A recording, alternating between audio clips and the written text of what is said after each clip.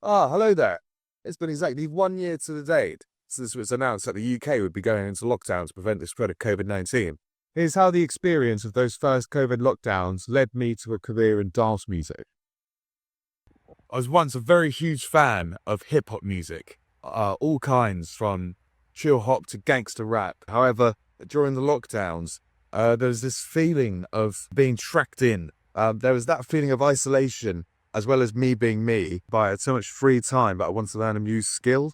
And so with those two things combined, the thing that made me feel free was disco music, house and disco music. I had grown up with a lot of music from the 60s, 70s, and 80s, Michael Jackson, Stevie Wonder, Prince, but I hadn't listened to it so much through my teen years. That is, of course, until the COVID-19 lockdowns. I no longer wanted to listen to something that kind of made me feel like life was hard. It was difficult to deal with that sort of feeling of being trapped in and isolated from everyone, particularly as I was living on my own at the time. So I wanted to listen to something that made me feel liberated, that made me feel connected to people. And that's what led me back to disco.